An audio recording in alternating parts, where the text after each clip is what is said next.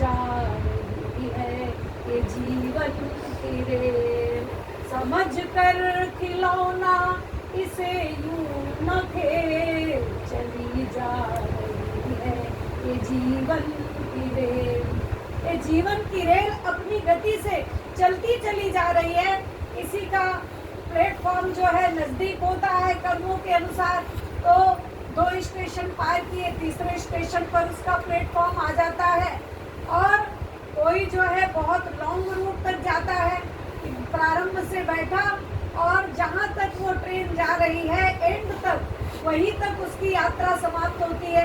तो इस तरह की बड़ी ही सौभाग्यशाली जीवात्माएं होती हैं जो आयु को पूरा करके इस संसार को छोड़ती हैं। अन्यथा युवावस्था में जो जीवात्माएं चली जाती हैं वो बहुत ही कष्टकारी होती हैं। अभी हमने ये महामृत्युंजय मंत्र से आहुतियां प्रदान की। त्रयंबकम यजामहे सुगंधिम पुष्टिवर्धनम उर्वारुकमिव बंधनान मृत्योर्मुक्षीयमामृता। तो इसमें क्या है, इसमें यही बताया है कि जब खरबूजा पक जाता है तो उसकी 2 विशेषताएं हो जाती हैं कि एक तो वो सुगंधित, तब पुष्टिवर्धनम, जब पुष्ट हो जाता है, वर्धनम बढ़ जाता है, तो वो सुगंधि को प्रदान करता है। और सुगंधि देने के साथ साथ वो डाली से स्वयं मुक्त हो जाता है, अपने आप पृथक हो जाता है ना। और जब कच्चे फल को हम तोड़ते हैं तो उसमें क्या होता है कि ना फल वृक्ष को छोड़ना चाहता है और ना वृक्ष फल को छोड़ना चाहता है। और अगर हम उसको बहुत प्रयास से तोड़ भी देते हैं तो उसमें एक श्वेत रंग का तरल पदार्थ निकलता है, वो मानो वृक्ष के आंसू हैं।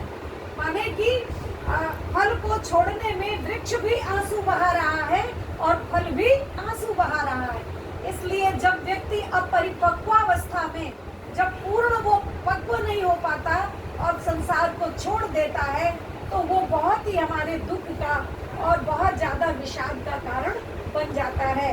तो बाबूजी हमारे स्वर्गीय वेंकटेश्वर प्रसाद जी अपनी आयु को पूर्ण करके ही गए हैं। 60 के ऊपर वो हमारी परिपक्व वाली ही आयु आ जाती है।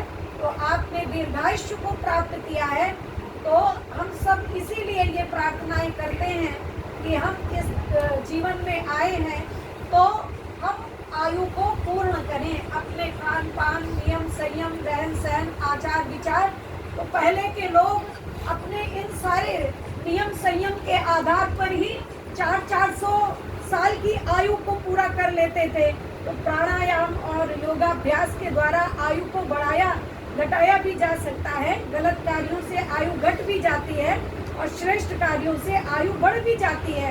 एक ब्रह्मचर्य की ही साधना थी कि उसके आधार पर वो हमारे भीष्म पितामह ये घोषणा करते हैं कि जब तक सूर्य दक्षिणायन से उत्तरायण नहीं हो जाएगा तब तक मैं प्राणों का त्याग नहीं करूंगा। और ये ब्रह्मचर्य की ही स्थिति हुआ करती थी कि हनुमान जी ने जब मारा एक मुक्का रावण को तो वो धराशायी हो गया और उसने कहा, हनुमान जी तुम्हारी माँ की कोख धन्य हो गई, अन्यथा मुझे आज तक कोई एक मुक्के में गिरा नहीं पाया है। तो उन्होंने कहा, हनुमान जी ने, अभी मेरी माँ की कोख धन्य नहीं हुई, अन्यथा मेरे एक मुक्के में कोई जिंदा ही नहीं बच पाया है। तो ये जो महापुरुष होते थे ये ब्रह्मचर्य की शक्ति के द्वारा दुष्टों का नाश करते थे। जब यज्ञ होते थे, यज्ञों में राक्षस लोग विध्वंस करते थे, तो राम लोग उन राक्षसों से, उन ऋषि मुनियों की रक्षा करते थे। निश्चरहीन करों में भुज उठाए प्रण की। तो इस तपस्या के, इस ब्रह्मचर्य की तपश्चर्या के द्वारा लोग इस तरह से आयु को प्राप्त करते थे। तो जाना सभी ने है, लेकिन ऐसे समय पर जब हम श्रद्धांजलि देने के लिए एकत्रित होते हैं तो उस समय हम जाते हुए जीवात्मा के कार्यों से प्रेरणा लिया करें, क्योंकि मनुष्य के कर्म ही जीवित रहते हैं, मनुष्य का यश ही जीवित रहता है। कीर्तिर यस्य स जीवति, जिस मनुष्य की कीर्ति रहती है, अच्छे कार्यों की का यश रहता है, वो मनुष्य मरकर भी नहीं मरा करता है, वो अमर हो जाया करता है। तो इसलिए कोई हंस हंस के मरा इस दुनिया में, कोई रो रो के मरा, मौत पाई मगर उसने जो कुछ हो के मरा। मर उठा जीने से वह जिसकी थी प्रभु पर एक नजर, और जिसने दुनिया को ही पाया वो सब कुछ खो के मरा। इसलिए आप सभी मनुष्यों के पक्षियों की तरह ही दो पंख होते हैं। जैसे उसके दो पंख होते हैं और दोनों पंख उसके सुदृढ़ होते हैं, मजबूत होते हैं, तो वो उसकी उड़ान जो है विधिवत हो जाती है। ऐसे ही हमारी भी इस जीवन रूपी यात्रा के दो पंख हैं। एक पंख है आध्यात्मिकता का और एक पंख है भौतिकता का। तो आध्यात्मिकता क्या है? परमात्मा की भक्ति करना, संध्या करना, यज्ञ करना, परोपकार करना, सेवा करना, है ना, ये सारी चीजें हमारी